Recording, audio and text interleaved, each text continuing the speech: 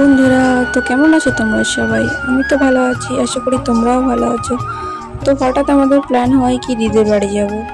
তো সেই মতো আমি তো সকালে সেরকম কিছু জানি না, আমি স্নান টান করে যেরকম রোজগার করি সেরকম করে স্নান করে চুলা চড়েছিলাম। তখন বর বললো যে চলো দিদির বাড়ি যাবো।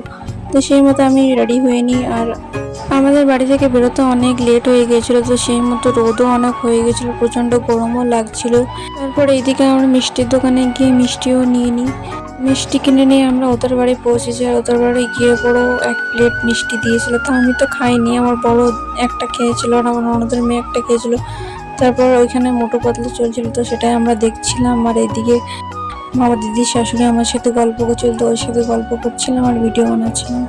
ওদের বাড়িতে মানি প্ল্যান্টের গাছ অনেক হয়েছে, দেখতেও সুন্দর লাগছে। দিদি ঘরটাকে ভালো করে সাজিয়ে রেখেছে।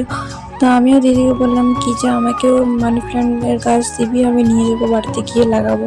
তো দিদি বললো যে হ্যাঁ অনেক হয়েছে, নিয়ে যাবি। আর দেখো কত সুন্দর করে সাজিয়ে রেখেছে।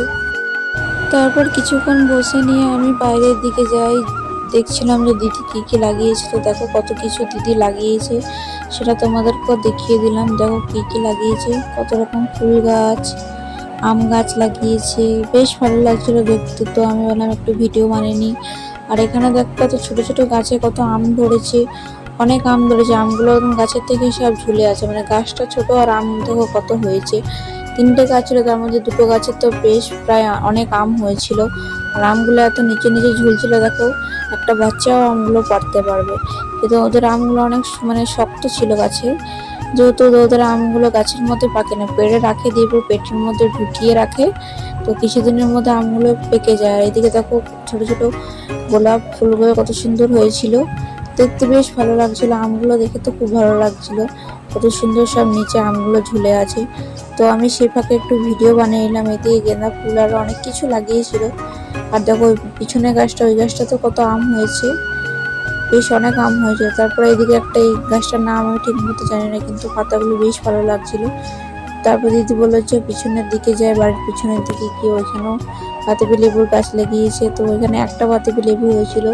তো আমি বাড়িটা ঘুরে ঘুরে দেখছিলাম, যেহেতু এই বাড়ি, নতুন বাড়িটাতে আমি প্রথম গেলাম। তো সেই মতো আমি বাড়িটা ঘুরে ঘুরে সব দেখছিলাম, আর কোথায় গিয়ে লাগিয়েছে ওটা দেখছিলাম, আর ভিডিও বানিয়ে নিচ্ছিলাম।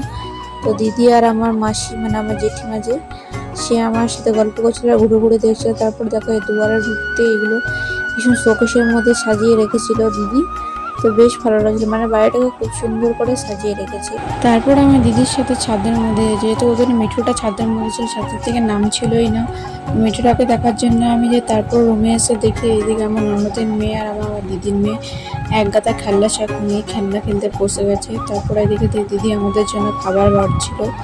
তো খাবারে নিরামিষই করেছিল বেশ কিছুক্ষণে, যেহেতু আমার বর মাছ ওইসব খায় না। তারপর খাবার খেয়ে একটু রেস্ট করে আরেকটা দিদির বাড়ি গেছিলাম। তো ওই দিদিটাকে তোমরা প্রায় সবাই চেনো, ওই দিদিটাও ভিডিও বানায়। দেখো ওই দিদিটাকে তোমরা কে কে চিনতে পারো, ওরও আইডিয়া আছে ফেসবুকে উপাদাস নামে। ও ভিডিও বানাচ্ছিল, দেখো হাতে মোবাইল ছিল আর রান্না করছিল। তা আমি বলছিলাম যে আমিও তোমার একজন ফলোয়ার্স হয়ে তোমার সাথে দেখা করতে এসেছি, তাই জন্য দিদি অনেক হাসছিল। তারপর ওদের বাড়ি থেকে দেখা করে এসে আমি দিদির বাড়ি চলে এসে দেখো কত আসার করেই কত মেঘ করেছে আর বৃষ্টি নেমেছে। তারপর বৃষ্টি ছাড়ার পর আমরা বেরিয়ে যাই বাড়ি যাওয়ার জন্য। তো দেখো রাস্তাটা কত সুন্দর লাগছিল দেখতে, দেখো ঠান্ডা ঠান্ডা হাওয়া দিচ্ছিল। আবার নেক্সট ভিডিওতে দেখা হবে, টাটা।